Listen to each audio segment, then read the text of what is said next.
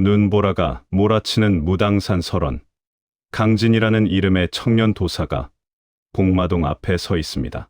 그의 곁에는 눈 속에서 주워온 아이 명윤이 서 있고 둘의 앞에는 열리지 말았어야 할 문이 기다리고 있습니다. 오늘의 이야기를 시작하겠습니다. 강우의 협과 의리를 지키려면 구독과 좋아요는 필수. 만기국의 눅눅하고 어두운 동굴 안, 바깥 세상의 빛이 완전히 차단된 그곳에서 시간의 흐름을 거스르는 기묘한 의식이 시작되고 있었다. 청어는 거친 돌바닥에 가부좌를 틀고 앉아 자신의 단전에 남은 마지막 한 줌의 기운을 갈무리했다. 칠성의 열대법의 후유증으로 인해 그의 몸은 마치 불타버린 고목처럼 메말라 있었고 혈관을 흐르는 피는 탁하게 굳어 있었다. 하지만 감겨진 눈꺼풀 아래서 번뜩이는 정신만은 그 어느 때보다 날카롭게 깨어 있었다. 그는 자신의 기억이라는 심연의 바다로 뛰어들 준비를 마친 상태였다. 그 맞은편에 앉은 소소는 창백하게 질린 얼굴로 떨리는 손을 청어의 이마에 가져다 댔다. 그녀의 능력은 죽은 자의 기억을 읽는 것에 특화되어 있었기에 살아있는 사람, 그것도 내공이 심오한 고수의 기억 속으로 들어가는 것은 그녀에게도 목숨을 건 도박이었다. 할아버지 준비됐다는 소소의 가녀린 목소리가 동굴 벽을 타고 울렸다. 도살과 운곡 비파는 숨조차 크게 쉬지 못하고 그 광경을 지켜보았다. 청어가 고개를 끄덕이며 두려워 말라고 했다. 길은 내가 열 테니 너는 그저 나를 따라오며 내가 외면했던 진실을 찾아내면 된다고 했다. 소소의 손끝에서 희미한 회색빛이 뿜어져 나와 청어의 미간으로 스며들었다. 순간 동굴의 어둠이 일렁이며 현실의 경계가 무너져 내렸다. 차가운 습기가 사라지고 코끝을 찌르던 곰팡이 냄새 대신 알싸한 소량기와 차가운 눈 냄새가 밀려왔다. 시야가 하얗게 전멸했다가 다시 돌아왔을 때 그들이 서 있는 곳은 더 이상 만기국이 아니었다. 눈이 시리도록 파란 하늘 아래 끝없이 펼쳐진 운해가 장관을 이루는 곳. 20년 전의 무당산이었다. 하지만 지금의 폐허가 된 무당산과는 달랐다. 기와 지붕은 황금빛으로 빛나고 있었고 연무장에서는 수백 명의 제자들이 지르는 기합 소리가 활기차게 울려 퍼지고 있었다. 모든 것이 살아 숨 쉬고 생명력이 넘치던 무당의 전성기였다.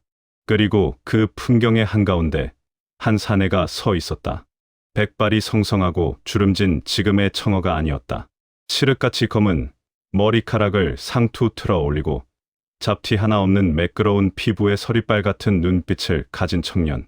그의 등에는 백옥으로 만든 검이 매달려 있었고 몸에서는 범접할 수 없는 고고한 기운이 흘러나오고 있었다. 그가 바로 젊은 시절의 청어, 촉가 이름 강진이라 불리던 시절의 모습이었다. 소소는 숨을 죽이고 젊은 강진을 바라보았다. 그는 너무나도 아름다웠지만 동시에 너무나도 차가워 보였다. 마치 깎아놓은 얼음, 조각상처럼 사람의 온기가 느껴지지 않았다. 강진은 연무장의 높은 단상에 서서 수련하는 제자들을 내려다보고 있었다. 그의 눈빛에는 동문을 향한 애정이나 격려가 아닌 지루함과 경멸이 서려 있었다. 느리고 형편없다며 저 따위 검으로 돌을 논하냐는 강진의 속마음이 소소의 뇌리로 직접 전해져 왔다. 그것은 오만함이었다. 천하제일의 천재라 불리며 20살의 나이에 이미 장로들의 무공을 뛰어넘었던 강진에게 세상의 모든 무공은 시시한 어린아이 장난처럼 보였다. 그는 태어날 때부터 돌을 깨우치고 검을 잡은 지 3년 만에 무당의 모든 검법을 마스터했다. 사형들은 그를 질투했고 장로들은 그를 두려워했으며 장문인은 그를 무당의 미래라 치켜세웠지만 정작 강진 본인은 지독한 권태에 시달리고 있었다. 화면이 바뀌었다. 계절은 겨울이었다. 무당산 전체가 하얀 눈으로 뒤덮인 날 강진은 홀로 산 뒤편에 금지된 구역으로 향하고 있었다. 그곳은 역대 장문인들만이 출입할 수 있는 장경각의 비밀 서고였다. 강진은 가볍게 경비 제자들의 눈을 피하고 결계를 해제했다. 그에게 무당의 결계 따위는 낡은 거미줄이나 다름없었다. 어두운 서고 안 촛불 하나에 의지해 강진이 찾아낸 것은 먼지 쌓인 낡은 고서들이었다. 정파에서는 금기시하는 사파의 무공서와 고대의 주술책들, 그리고 그 중에서도 가장 깊숙한 곳에 숨겨져 있던 붉은 가죽 표지의 책 혈마경이었다. 소소는 비명을 지를 뻔했다. 그 책에서 뿜어져 나오는 기운은 지금의 혈마가 가진 기운과 똑같았다. 하지만 젊은 강진은 두려워하지 않았다. 오히려 그의 눈은 호기심과 탐구욕으로 번들거리고 있었다. 그는 책을 펼쳤다. 인간의 육신은 그릇에 불과하며 진정한 힘은 육신을 태워 영혼을 해방하는 것에서 온다는 구절. 피는 영혼의 매개체이며 고통은 깨달음의 열쇠라는 문구. 책에 적힌 광기 어린 문구들을 읽어 내려가는 강진의 입가에 비로소 미소가 번졌다. 그것은 깨달음의 희열이 아니라 금기를 넘어서는 자만이 느끼는 위험한 쾌락이었다. 강진은 무당의 도가 너무나 유약하다고 생각했다. 마음을 비우고 자연에 순응하라는 것은 약자들의 변명일 뿐이라며, 진정한 도는 하늘을 거스르고 운명을 개척하는 힘이어야 한다고 믿었다. 이 힘을 내 것으로 만들 수 있다면 인간의 한계를 넘어선 신선이 될 수 있다고 확신했다. 그의 오만은 하늘을 찌르고 있었다. 그는 자신이 혈마경의 사악한 기운조차 제어할 수 있다고 믿었다. 자신은 천재니까, 남들과는 다른 특별한 존재니까. 그는 밤마다 몰래 서고에 들어와 혈마경을 연구하기 시작했다.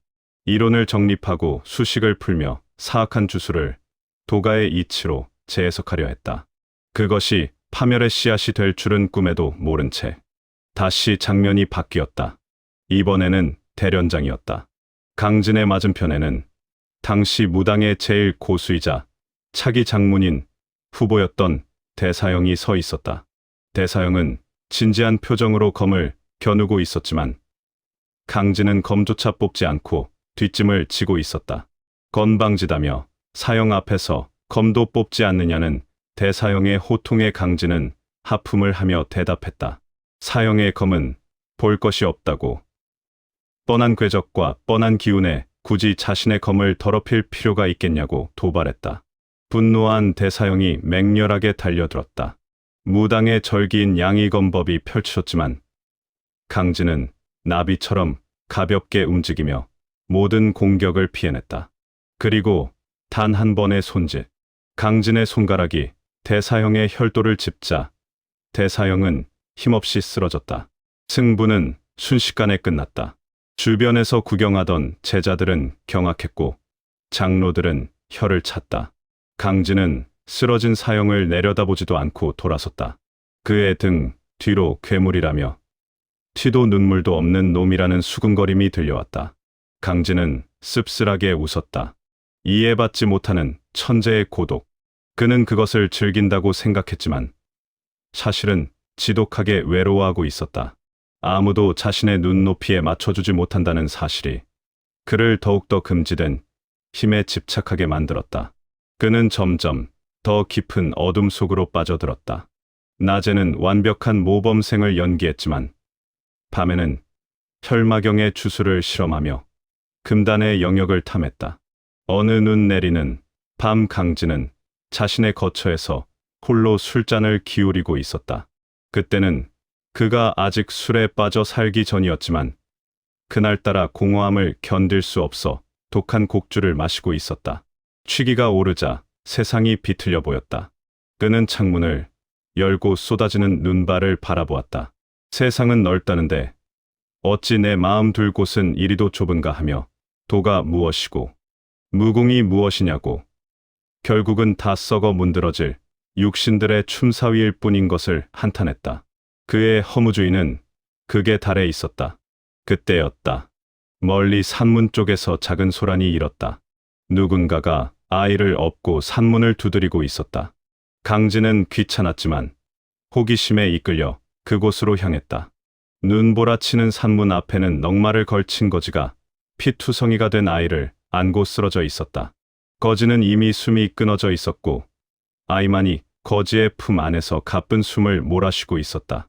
경비 제자들은 난처해하며 아이를 쫓아내려 했다. 장문인의 허락 없이는 외부인을 들일 수 없다며 마가서는 제자들에게 강진이 비키라고 명했다. 제자들은 강진을 보자마자 길을 열었다. 강진은 쭈그리고 앉아 아이를 살폈다.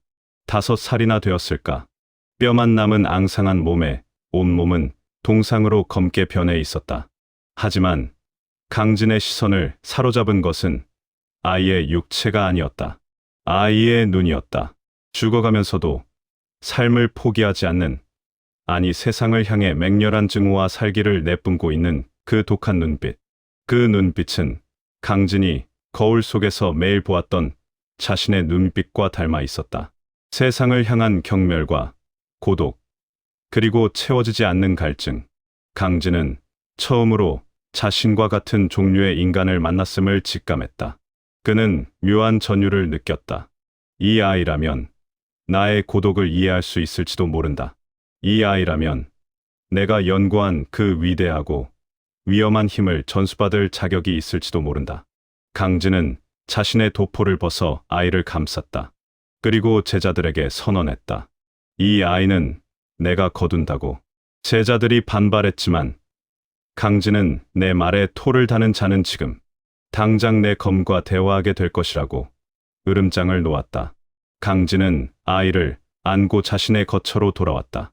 따뜻한 방 안에 눕히고 내공을 주입해 아이의 얼어붙은 몸을 녹였다. 한참 뒤 아이가 눈을 떴다. 아이는 울지 않았다. 낯선 환경에 당황하지도 않았다. 그저 강진을 빤히 올려다보며 아저씨는 누구냐고, 신이냐고 물었다. 강진은 피식 웃으며 아니라고. 나는 도사 강진이라고 했다. 도사가 뭐냐고. 밥을 주냐고 묻는 아이에게 강진은 밥도 주고 옷도 준다고 했다.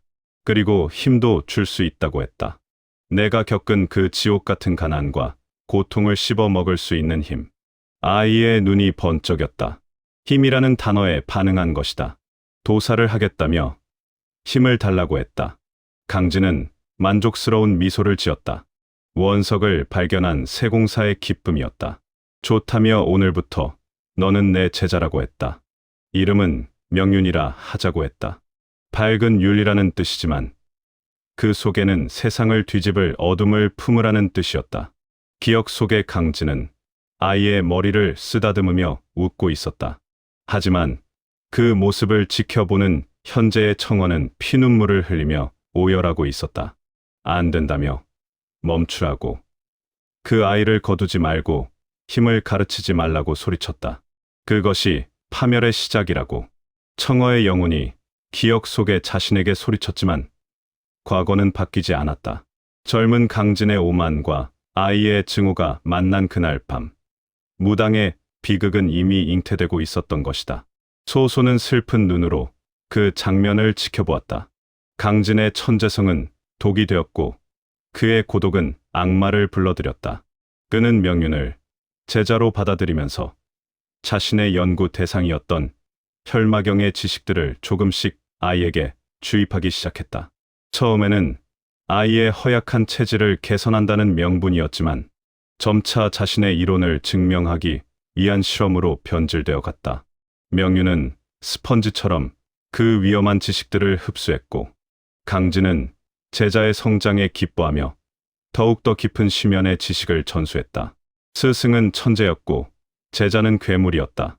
두 사람의 위험한 동거는 그렇게 시작되었다.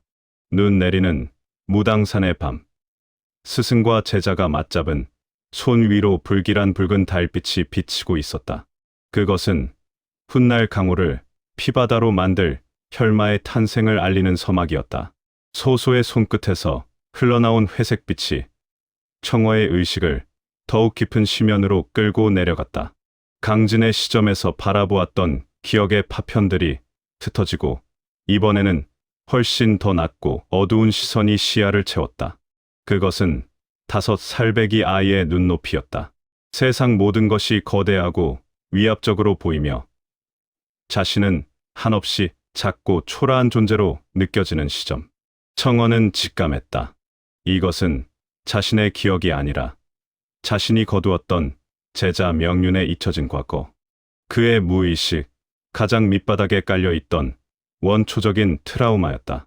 눈보라가 몰아치고 있었다. 무당산의 눈보다 훨씬 더 매섭고 살을 파고드는 북방의 칼바람이었다. 아이는 얇은 삼배옷 한 장을 걸친 채 눈밭을 기어가고 있었다. 손발은 이미 동상으로 검게 변해 감각이 없었고 개가 등가죽에 붙을 정도로 굶주린 상태였다. 아이의 뒤에는 두 개의 발자국이 멀어지고 있었다. 뒤를 돌아보지 않고 빠르게 사라지는 부모의 뒷모습. 흉년이 들어 입 하나라도 줄여야 했던 가난한 부모는 병약하고 눈빛이 불길하다는 이유로 막내를 문 구덩이에 버리고 도망친 것이었다. 엄마. 춥고 배고프다는 아이의 입술이 달싹였지만 목소리는 나오지 않았다. 눈물조차 얼어붙어 흐르지 않았다. 아이는 본능적으로 알았다. 울어도 소용없다는 것을. 자신을 낳아준 부모조차 자신을 버렸는데 세상 누가 자신을 구해주겠는가. 아이의 마음속에서 작은 불씨가 꺼졌다. 그것은 사람에 대한 믿음과 사랑이라는 불씨였다. 그리고 그 자리에 차갑고 시커먼 덩어리가 들어찼다. 증오였다. 나를 버린 부모, 나를 굶주리게 한 세상, 나를 추위에 떨게 한 하늘. 그 모든 것에 대한 맹렬한 살해가 아이의 심장을 뛰게 하는 유일한 동력이 되었다. 아이는 살기 위해 눈을 파먹었다. 흙을 씹었고 죽은 쥐의 사체를 뜯어먹었다. 인간으로서의 존엄 따위는 사치였다. 짐승보다 못한 삶을 이어가면서 아이는 깨달았다. 이 세상은 힘 있는 자가 약한 자를 뜯어먹는 곳이다. 살아남으려면 강해져야 한다. 잡아먹히지 않으려면 내가 먼저 잡아먹어야 한다. 5살 아이가 깨우친 세상의 이치는 지독하게도 잔혹했다. 그렇게 며칠을 버텼을까? 죽어가는 아이 앞에 한 거지가 나타났다. 그는 아이를 불쌍히 여겨 자신의 품에 안고 구걸한 밥을 먹여주었다. 하지만 아이는 그 호의조차 믿지 않았다. 거지가 잠든 사이 아이는 거지의 품속에 있던 엽전을 훔치려 했다. 거지가 잠에서 깨어 아이를 때렸지만 아이는 거지의 손가락을 물어뜯으며 저항했다. 독종이었다. 거지는 혀를 내두르면서도 이 독한 놈이 마음에 든다며 아이를 데리고 다녔다. 그러다 무당산 근처에서 거지는 얼어 죽고 아이만이 강진에게 발견된 것이었다. 기억은 다시 무당산의 따뜻한 방 안으로 바뀌었다. 강진이 아이에게 명륜이라는 이름을 지어주던 그날 밤, 명륜은 따뜻한 이불 속에 누워 강진을 훔쳐보고 있었다. 어린 명륜의 눈에 비친 강진은 구원자가 아니었다. 그는 강력한 힘을 가진 숙주이자 자신이 이용해야 할 도구였다. 명륜은 본능적으로 느꼈다. 저 남자는 나를 불쌍해서 거둔 게 아니다. 내 눈 속에 있는 어둠을 보고 흥미를 느낀 것이다.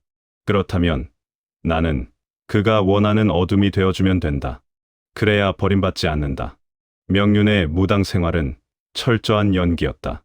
그는 낮에는 순종적이고 총명한 제자였지만 밤에는 강진이 건네준 금지된 서적들을 탐독하며 자신의 내면에 있는 괴물을 키웠다.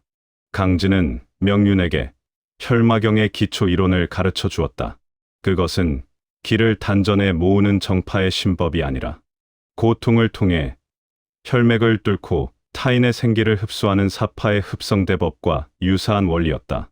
고통을 즐기라며 살이 찢어지는 아픔은 내가 살아있다는 증거이며 그 고통을 넘어설 때 너는 육체의 껍질을 깰 수 있다는 강진의 가르침은 어린 명륜에게 달콤한 독이었다. 명륜은 수련을 핑계로 자신의 몸에 상처를 내고 그 고통을 음미했다. 칼로 팔을 긋고 뜨거운 촛농을 떨어뜨리며 그는 희열을 느꼈다. 남들이라면 비명을 질렀을 고통 속에서 그는 오히려 정신이 맑아지는 것을 느꼈다. 혈마경이 요구하는 최적의 육체, 즉 고통을 힘으로 치환하는 마신의 그릇이 완성되어 가고 있었다. 어느 날 명륜은 산속에서 다친 토끼 한 마리를 발견했다. 보통의 아이라면 치료해주거나 안타까워했겠지만 명륜은 토끼를 자신의 비밀 수련장인 동굴로 데려갔다. 그는 토끼를 죽이지 않고 산 채로 혈마경의 흡수술을 시험해 보았다. 명륜의 작은 손이 토끼의 목을 쥐자 붉은 기운이 손바닥을 통해 흘러나왔다. 토끼는 끔찍한 비명을 지르며 몸부림쳤지만 명륜은 멈추지 않았다. 토끼의 눈에서 생기가 사라지고 털이 빠지며 몸이 말라 비틀어지는 과정을 그는 눈 하나 깜빡이지 않고 지켜보았다. 토끼의 생명력이 붉은 실처럼 뽑혀 나와 명륜의 단전으로 스며들었다. 그 순간 명륜은 전율했다. 배고픔이 사라지고 추위가 녹아내리는 듯한 충만감. 밥을 먹는 것보다 훨씬 더 강렬한 포만감이었다. 이것이다. 이것이 내가 원하던 힘이다. 명륜은 말라버린 토끼의 사체를 던져버리고 자신의 손을 바라보며 웃었다. 5살 아이의 웃음소리라고는 믿기지 않는 섬뜩한 광수가 동굴을 울렸다. 그때 동굴 입구에 그림자가 드리워졌다. 강진이었다. 스승은 제자의 끔찍한 실험을 처음부터 지켜보고 있었다. 명륜은 순간 당황했다. 스승에게 들켰으니 다시 버림받을지도 모른다는 공포가 밀려왔다. 하지만 강진의 반응은 예상 밖이었다. 강진은 화를 내거나 꾸짖지 않았다. 오히려 그는 천천히 다가와 명륜의 피 묻은 손을 잡았다. 훌륭하구나. 강진의 눈은 경이로움으로 빛나고 있었다. 자신이 이론으로만 정립했던 것을 본능적으로 실현해냈다며 생명의 정수를 뽑아 자신의 것으로 만들다니 너야말로 내가 찾던 진정한 후계자라고 칭찬했다. 괴물을 혼내는 대신 머리를 쓰다듬어 주며 먹이를 준 것이다. 그 순간 명륜의 마음속에 남아있던 마지막 도덕심의 빗장이 풀려버렸다. 스승님이 허락했다. 힘을 위해서라면 살생도 착취도 죄가 아니다. 그날 이후 수련은 더욱 과격해졌다. 토끼는 노루가 되었고 노루는 멧돼지가 되었다. 명륜의 손에 죽어가는 생명들이 늘어날수록 그의 내공은 기하급수적으로 늘어났다. 강진은 그것을 묵인하고 오히려 더 효율적으로 생기를 흡수하는 법을 가르쳤다. 두 사람은 공범자였다. 무당의 깊은 숲속에서 스승과 제자는 세상의 눈을 피해 악의 탑을 쌓아 올리고 있었다. 시간이 흘러 명륜이 15살이 되던 해 사건이 터졌다. 무당파의 하급, 제자 하나가 우연히 명륜의 비밀 동굴을 발견한 것이다. 그곳에 쌓여있는 동물들의 뼈와 기이한 부적들을 본 제자는 경악하며 산 아래로 도망치려 했다. 명륜은 그를 쫓아가 앞을 막아섰다. 비키라며 장모님께 다 알릴 거라는 동문 제자의 외침에 명륜은 차갑게 웃으며 다가갔다. 알리면 안 된다며 비밀 놀이라고 했다. 명륜의 손이 제자의 가슴을 꿰뚫었다. 이번에는 동물이 아니었다. 사람이었다. 따뜻한 피가 명륜의 얼굴에 튀었다. 처음 느껴보는 사람의 생명력은 짐승과는 비교도 안 될 만큼 달콤하고 강렬했다. 명륜은 황홀경에 빠져 제자의 생기를 남김없이 빨아들였다. 제자는 미라처럼 변해 바닥에 쓰러졌다. 명륜은 자신의 살인에 대해 일말의 죄책감도 느끼지 않았다. 오히려 더 강한 먹잇감을 원하게 되었다. 그 시체를 처리한 것은 강진이었다. 강진은 시체를 낭떠러지로 던져 실족사로 위장했다. 조심했어야지. 아직은 때가 아니라며 세상이 너를 받아들일 준비가 될 때까지 발톱을 감추라고 했다. 강진은 명륜을 나무랐지만 그것은 살인에 대한 질책이 아니라 들킬 뻔한 실수에 대한 지적일 뿐이었다. 청원은 기억 속에서 그 장면을 목격하며 가슴을 쥐어뜯었다. 내가 놈을 괴물로 키웠다고 바로잡을 기회가 수없이 많았는데 그때마다 나는 놈에게 먹이를 주고 독을 주입했다고 자책했다. 청어의 오열이 소수의 의식을 통해 현실의 동굴까지 전해졌다. 운곡과 도살은 침통한 표정으로 고개를 숙였다. 혈마는 하늘에서 뚝 떨어진 재앙이 아니었다. 인간의 오만과 방관, 그리고 비뚤어진 욕망이 20년의 세월 동안 공들여 빚어낸 인재였다. 기억 속의 시간은 빠르게 흘러 20년 전의 그날 운명의 날이 다가오고 있었다. 복마동에 갇혀 있던 고대의 악령 혈마가 강진과 명윤의 사악한 기운에 반응해 눈을 뜨기 시작한 것이다. 강진은 자신의 연구가 완성 단계에 이르렀다고 믿고 명윤을 데리고 복마동으로 향했다. 그곳에서 무슨 일이 벌어질지, 그리고 그 일이 자신을 어떤 파국으로 몰고 갈지 전혀 예상하지 못한 채 소소가 힘겹게 입을 열었다. 그날의 진실이 보인다며 복마동 안에서 있었던 진짜 일이 보인다고 했다. 청어가 고개를 끄덕였다. 가자며 마지막 기억이라고 했다. 자신이 도망쳤던 그 비겁한 순간을 다시 마주해야 한다고. 기억의 공간이 흔들리며 배경이 바뀌었다. 차가운 눈밭이 사라지고 음습하고 거대한 동굴 복마동의 입구가 그들 앞에 입을 벌리고 있었다. 모든 비극의 종착점이자 시작점인 그곳으로 청어의 의식이 빨려 들어갔다. 소소의 인도로 들어간 기억의 심연은 차갑고 축축했다. 20년 전 무당산의 뒷면, 지도에도 표시되지 않은 금지된 구역. 복마동의 입구는 칠흑 같은 어둠에 잠겨 있었다. 그곳은 햇빛조차 들지 않는 깊은 골짜기에 위치해 있었고, 이 입구 주변에는 역대 장문인들이 쳐놓은 강력한 결계가 거미줄처럼 촘촘하게 얽혀 있었다. 바위 틈 사이로 새어나오는 바람 소리는 마치 지옥에서 들려오는 귀신의 통곡처럼 음산했고, 주변의 초목들은 도끼를 머금어 검게 말라 비틀어져 있었다. 하지만 젊은 강진의 눈에 비친 그 풍경은 공포가 아니라 정복해야 할 대상이자 자신의 천재성을 증명할 마지막 시험대였다. 강진은 결계 앞에 서서 비릿한 미소를 지었다. 그의 손에는 낡은 혈마경이 들려 있었고 그 곁에는 15살이 된 명윤이 묵묵히 서 있었다. 소년의 눈빛은 텅 비어 있었으나 그 깊은 곳에는 강진이 심어놓은 왜곡된 욕망이 떠리를 틀고 있었다. 강진은 결계에 붙은 낡은 부적들을 손가락으로 훑었다. 어리석은 선조들이라며 이따위 종이 조각으로 위대한 힘을 가둘 수 있다고 믿다니. 그들은 두려워서 자신들이 이해하지 못하는 힘을 악이라 규정하고 숨기기에 급급했다고 비웃었다. 강진의 목소리에는 거칠 것이 없었다. 그는 자신의 이론이 완벽하다고 믿었다. 도가의 정순한 기운으로 마귀를 제어하고 융합하여 새로운 경지의 힘을 창조한다는 이론. 그것은 머릿속에서는 한치의 오차도 없는 완벽한 수식이었다.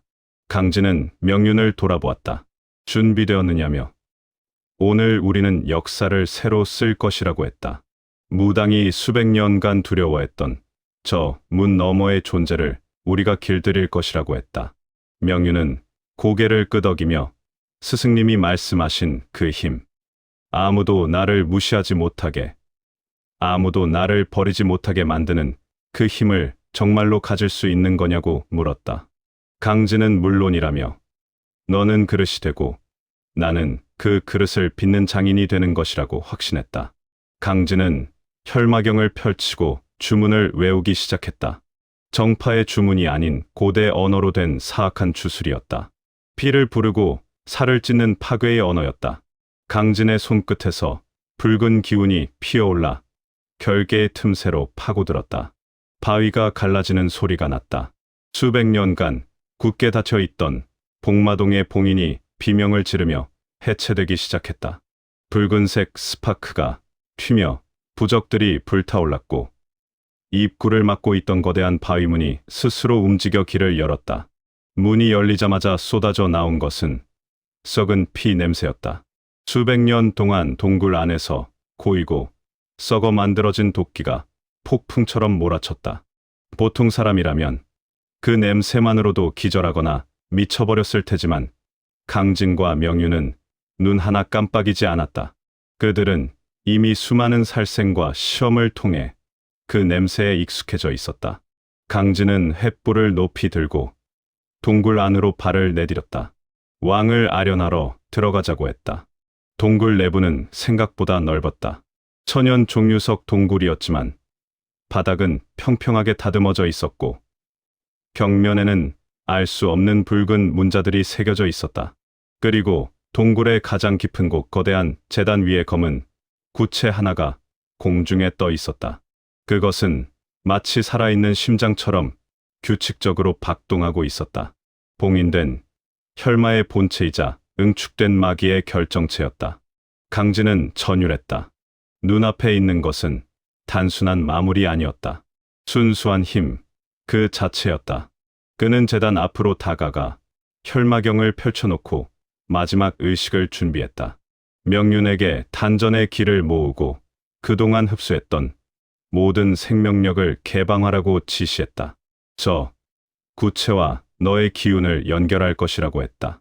명륜은 스승의 지시대로 제단 아래 무릎을 꿇었다.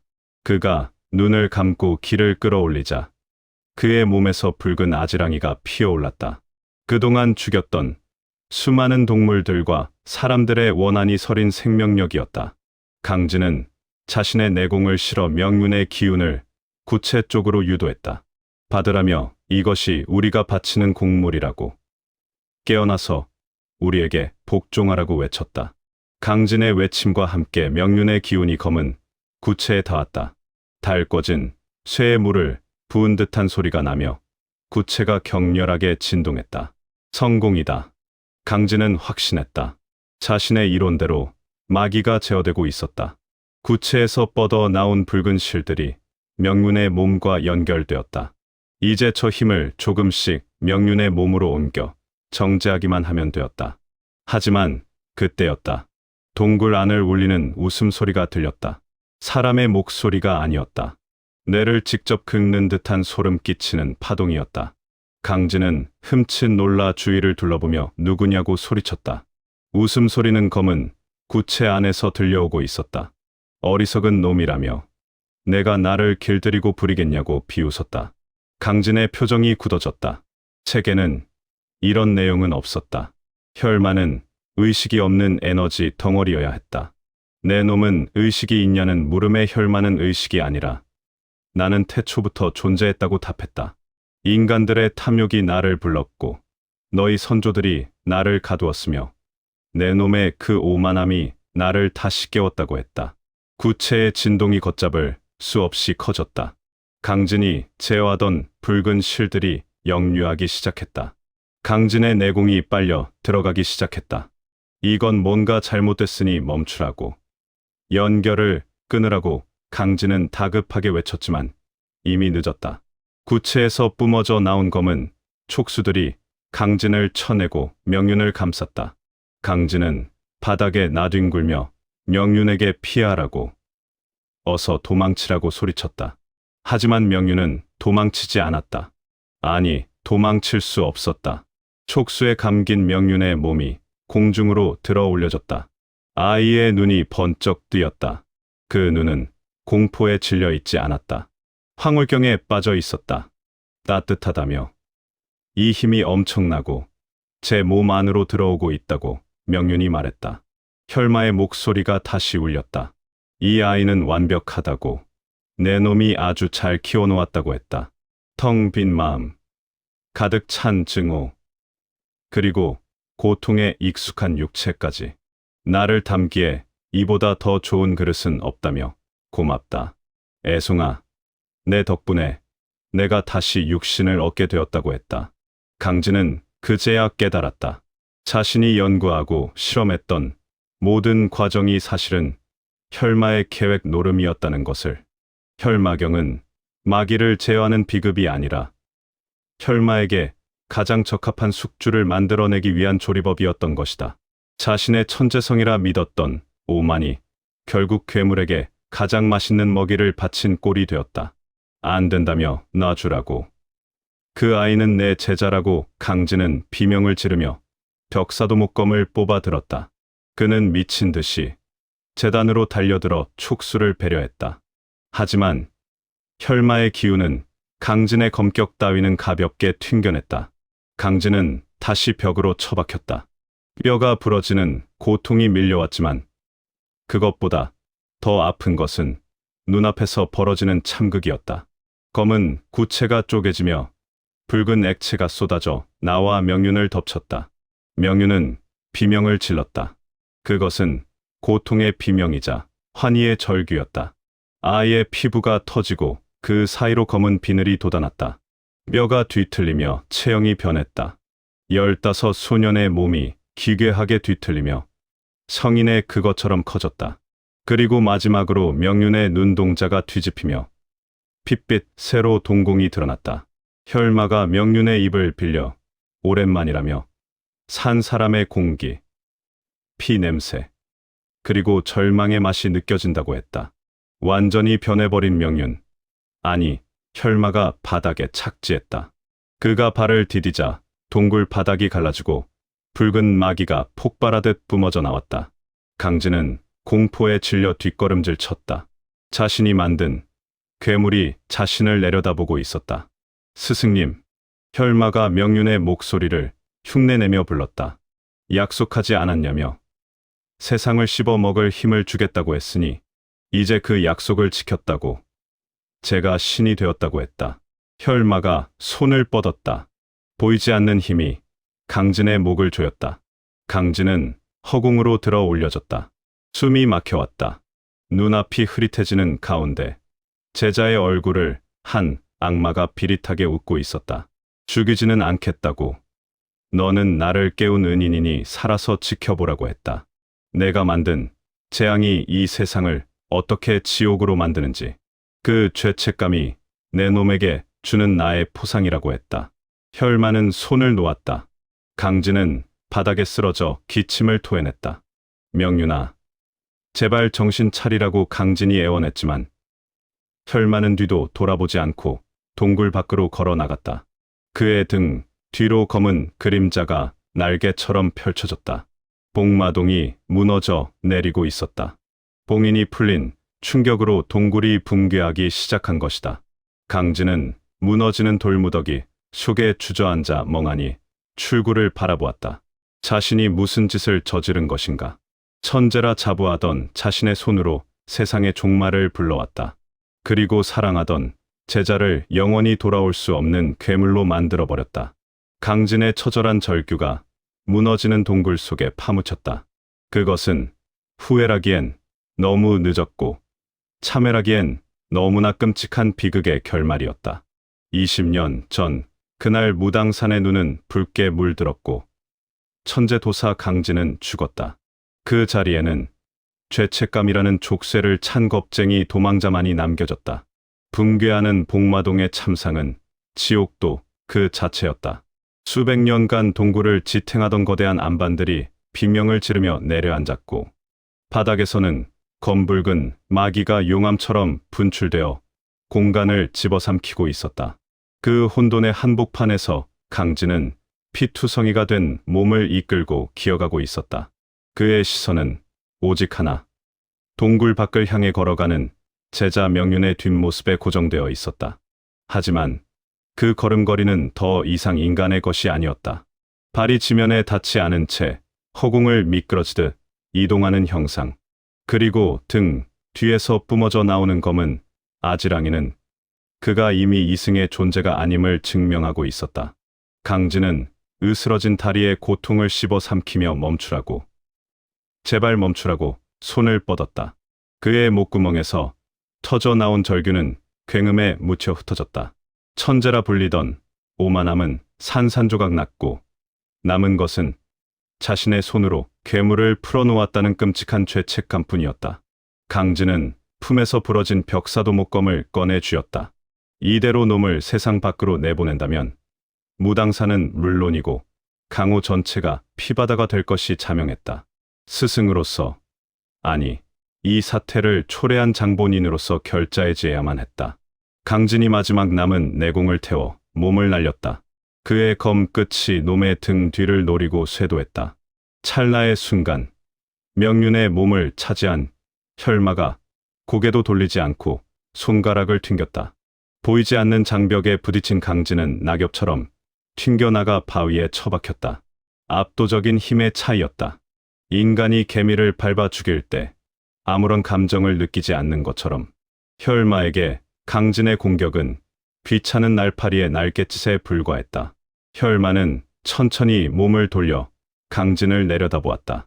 명윤의 얼굴을 하고 있었지만 그 표정은 소름 끼칠 정도로 무심했다. 붉게 빛나는 세로 동공이 강진의 공포를 즐기듯 수축했다가 이완했다. 놈이 손을 들어 올리자 강진의 몸이 허공으로 들어 올려졌다. 보이지 않는 거대한 소나기가 목을 조여왔다. 숨이 막히고 시야가 붉게 전멸했다. 이대로 죽는구나. 차라리 죽음이 편안한 안식처럼 느껴질 정도의 절망이었다. 그때였다. 명윤의 몸이 격렬하게 경련을 일으키기 시작했다. 놈의 오른쪽 눈동자가 검은색에서 본래의 갈색으로 돌아왔고 비틀린 인매가 고통으로 일그러졌다. 들어 올려졌던 강진의 몸이 바닥으로 툭 떨어졌다. 명윤이 자신의 오른손으로 왼손을 억지로 붙잡으며 무릎을 꿇었다. 놈의 입에서 짐승의 포효와 인간의 비명이 뒤섞여 터져나왔다. 몸 안에서 혈마의 의지와 명윤의 영혼이 충돌하고 있었다. 스승님, 그 목소리는 혈마의 것이 아니었다. 20년 동안 강진을 따르며 밤새워 도덕경을 읽던, 토끼를 죽이며 떨던, 그러면서도 스승에게 인정받고 싶어 했던 15살 소년 명윤의 목소리였다. 강진은 기침을 토해내며 고개를 들었다. 명윤의 얼굴 반쪽은 혈마의 문양으로 뒤덮여 있었지만 나머지 반쪽은 눈물로 젖어 있었다. 아이는 지금 자신의 영혼을 불태워 혈마의 잠식을 필사적으로 막아내고 있었다. 도망치세요. 제가 막고 있을 때 명윤이 피를 토하며 소리쳤다. 하지만 강진은 도망칠 수 없었다.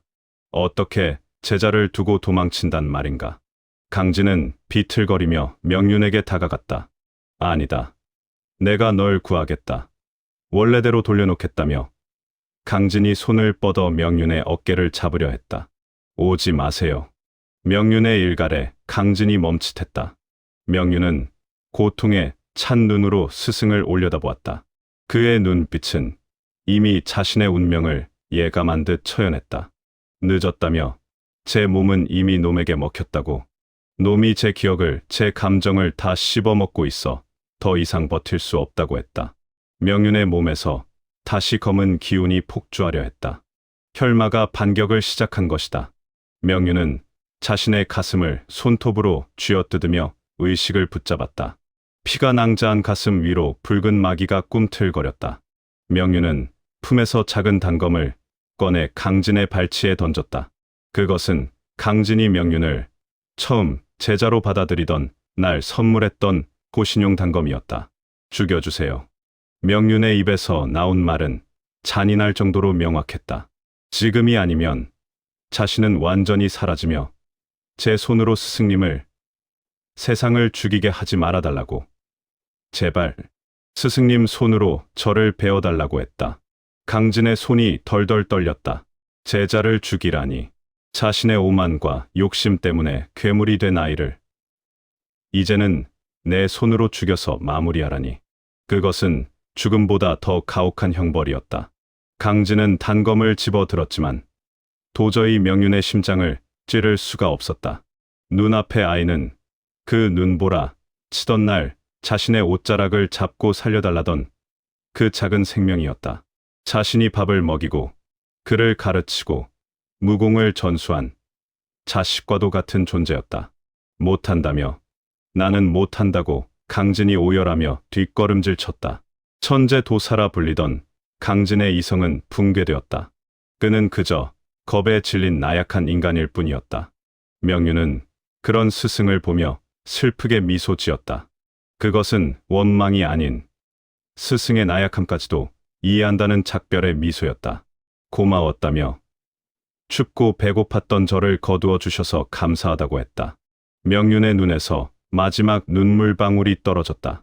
그리고 그 순간 명윤의 눈동자가 완전히 붉게 변했다. 굉음과 함께 명윤의 몸에서 폭발적인 마귀가 터져 나왔다.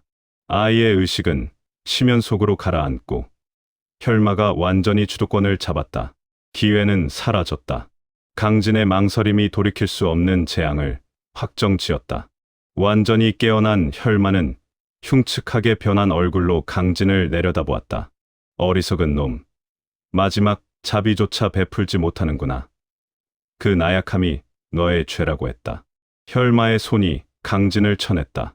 강진은 종이 짝처럼 날아가 동굴 밖 눈밭에 처박혔다. 전신이 부서지는 고통보다 가슴이 뻥 뚫린 듯한 상실감이 그를 덮쳤다. 그는 눈 속에 파묻힌 채 짐승처럼 울부짖었다. 차라리 나를 죽이고 가라고. 하지만 혈마는 강진을 죽이지 않았다. 고통 속에 몸부림치며 평생을 후회 속에서 살아가라는 듯 싸늘한 비웃음만을 남긴 채 무당산을 내려갔다. 소소의 능력을 통해 그 모든 과정을 지켜본 현재의 청원은 바닥을 치며 통곡했다. 기억 속의 자신, 젊은 강진의 비겁함이 뼈에 사무쳤다. 그때 찔렀어야 했다. 그때 내 심장이 찢어지는 한이 있더라도 제자의 숨을 끊어주었어야 했다.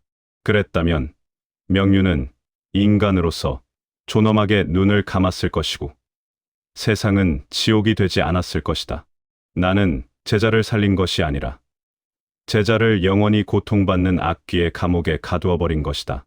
기억의 공간이 흐려지며 다시 만기국의 어둠이 찾아왔다.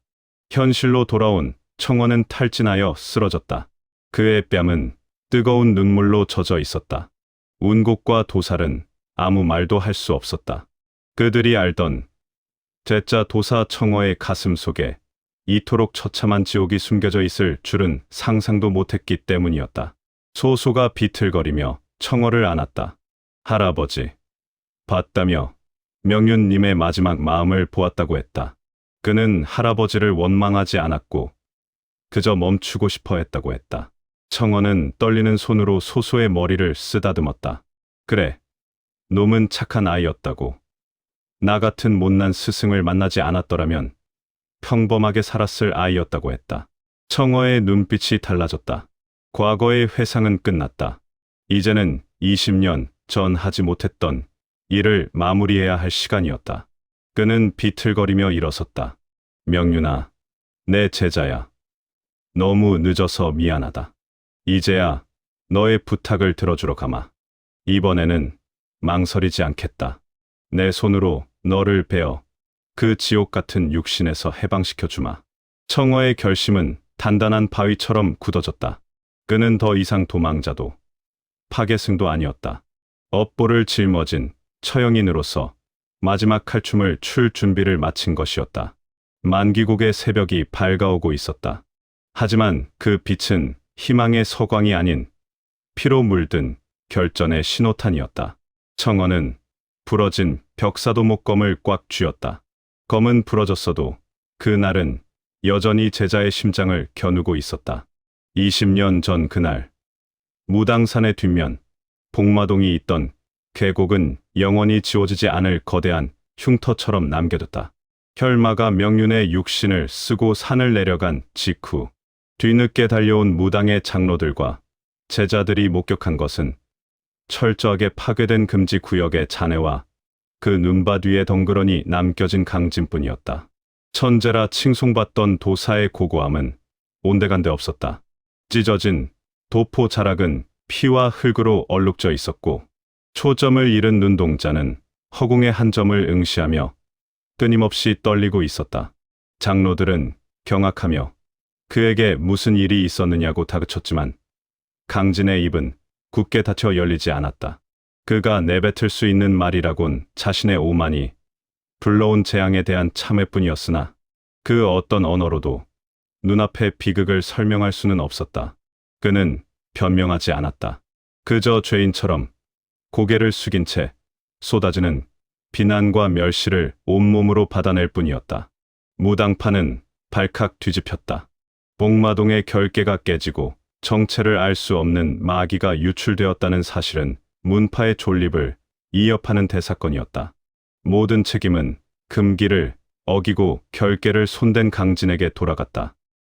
파문, 그리고 영구 추방. 그것이 그에게 내려진 형벌이었다. 하지만 강진에게 문파의 징계 따위는 아무런 의미가 없었다. 그에게 내려진 진짜 형벌은 자신이 가장 아끼던 제자를 제 손으로 악귀의 아가리에 밀어 넣었다는 끔찍한 자책감이었다. 그는 무당산의 산문을 나서는 순간까지 뒤를 돌아보지 않았다. 등 뒤에서 들려오는 동문들의 욕설과 손가락질보다 귓가에 맴도는 명륜의 마지막 목소리가 그를 더 괴롭혔기 때문이었다. 스승님, 저를 베세요. 그 애원 섞인 절규는 환청이 되어 그의 뇌리 깊숙이 박혔다. 산 아래 마을의 허름한 주막. 강진은 그곳에서 며칠을 뜬 눈으로 지새웠다. 잠을 청하려 눈을 감으면 피눈물을 흘리는 명륜의 얼굴이 떠올랐고, 깨어 있으면 자신의 손에 묻은 제자의 피 냄새가 진동하는 착각에 시달렸다. 그는 자신의 허리춤에 매달려 있던 백옥검을 꺼내 들었다. 무당 제일의 명검이자 천재 도사 강진의 상징이었던 검. 검날에는 자신의 얼굴이 비치고 있었다.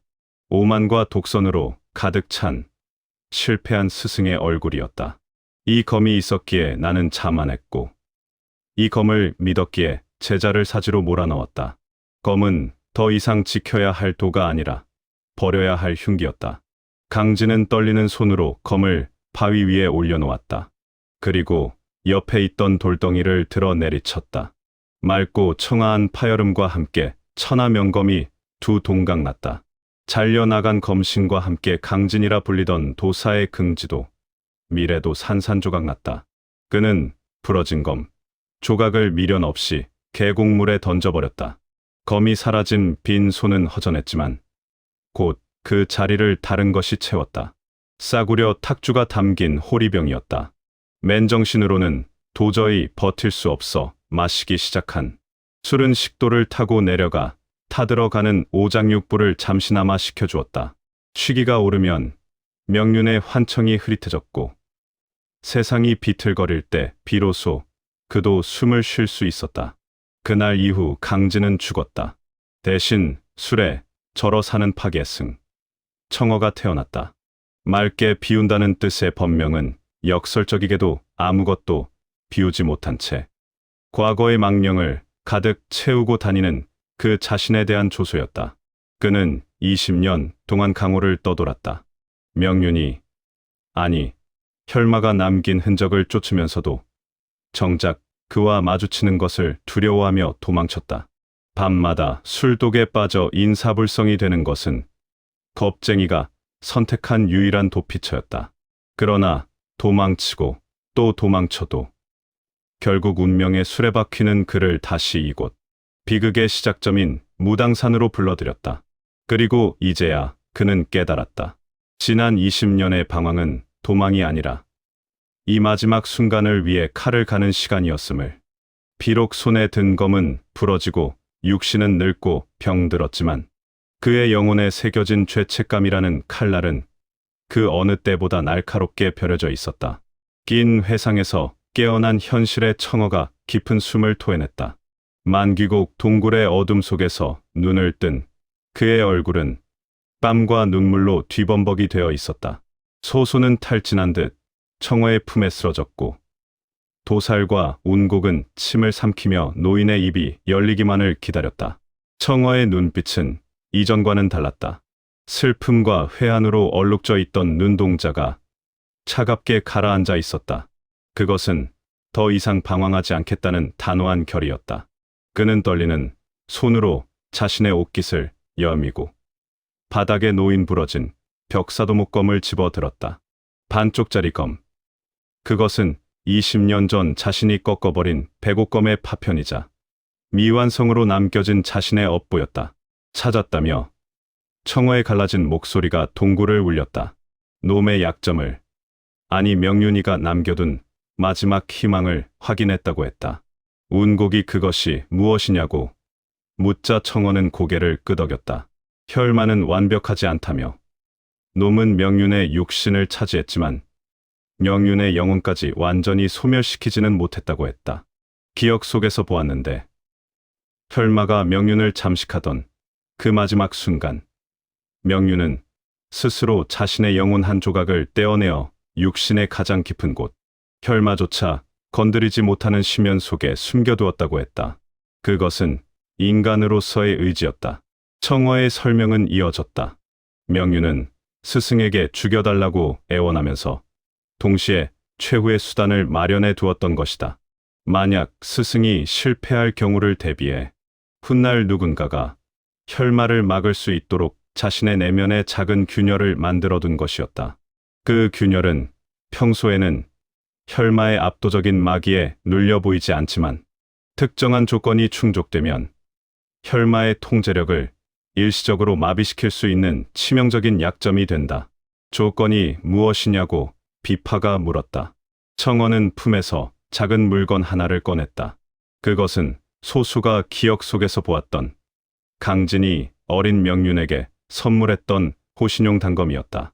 20년 전 눈밭에 버려졌던 그 단검을 청어는 몰래 회수하여 지금까지 품고 다녔던 것이다. 녹이 슬고 이가 빠졌지만 그 칼에는 스승과 제자 사이에 끊어질 수 없는 인연의 끈이 서려 있었다. 이것이라며 이 단검에는 명륜의 피와 눈물이 스며들어 있다고 했다. 이것을 매개체로 하여 명륜의 숨겨진 의식을 깨워야 한다고. 혈마가 가장 방심한 순간 놈의 심장에 이 칼을 꽂아 명륜을 불러내야 한다고 했다.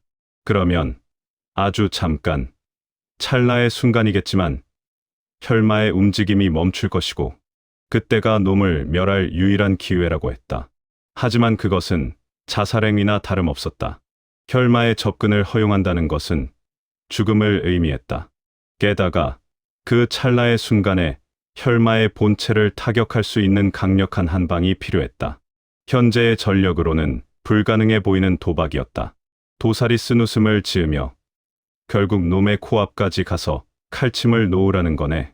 그것도 실패하면 다 같이 황천길 가는 거고 뭐 나쁘지 않다며 어차피 이대로 도망쳐봤자 살 곳도 없다고 했다. 운곡도 결연한 표정으로 검을 잡으며 자신이 길을 열겠다고 했다. 스승님께서 그 단검을 꽂을 수 있도록 제 목숨을 바쳐 놈의 방어를 뚫겠다고 했다. 청어는 고개를 저었다. 찌르는 건 내가 하지만 길을 여는 건 너희 모두가 해줘야 한다고 했다. 그리고 마지막 일격은 내가 하지 않는다고 했다. 청어의 시선이 운곡의 검을 향했다. 내 역할은 명륜을 깨우는 것 가지고 그 틈에 놈의 목을 베는 것은 운곡 내 몫이라고 했다. 너의 검에는 도종과 검종이 합일된 기운이 있으니 그것만이 혈마의 재생력을 끊을 수 있다고. 역할은 정해졌다. 청어는 미끼이자 열쇠가 되고 운곡은 처형인이 되며 도살과 비파는 그들을 지키는 방패가 되어야 했다. 실패는 용납되지 않았다. 이번이 정말 마지막이었다. 청어는 자리에서 일어났다. 그의 몸에서는 더 이상 술 냄새가 나지 않았다. 대신 은은한 도가의 향기가 피어오르고 있었다. 그는 허리춤에 매달려 있던 술병을 바닥에 내려놓았다. 20년 동안 그를 지탱해 주었던, 동시에 그를 가두었던 술병이었다. 이제 술은 끊겠다며 맨정신으로 놈을 마주하겠다고 했다. 내 제자의 마지막을 흐릿한 눈으로 보낼 수는 없다고. 청어가 동굴 밖으로 걸어 나갔다. 새벽의 여명이 밝아오고 있었다. 만기국의 짙은 안개 너머로 붉게 타오르는 15년의 불길이 보였다. 혈마가 기다리고 있는 곳, 최후의 결전장으로 향하는 길이었다. 5명의 그림자가 길게 늘어졌다. 그들의 발걸음에는 더 이상 망설임이 없었다. 죽으러 가는 길이 아니라 살리기 위해 가는 길이었기에 20년을 돌고 돌아 청어는 드디어 자신이 꺾었던 칼을 다시 세우고 세상 밖으로 나섰다. 제자가 스스로 칼날에 몸을 던지던 그날 이후 강진은 청어라는 이름으로 술병을 붙들었습니다. 부러진 검과 버려진 제자의 기억은 20년 뒤 다시 피와 피로 마주하게 될 운명을 예고하고 있습니다. 오늘의 이야기는 여기까지입니다. 들어주셔서 감사합니다. 강호의 길은 끝나지 않습니다. 다음 이야기에서 다시 만나려면 구독과 좋아요, 알림 설정까지 부탁드립니다. 여러분의 참여가 곧 이 무협 세계를 더욱 빛나게 합니다. 구독으로 다음화 무당 악귀를 베는 검 제8부 백귀야행을 먼저 만나보세요. 감사합니다.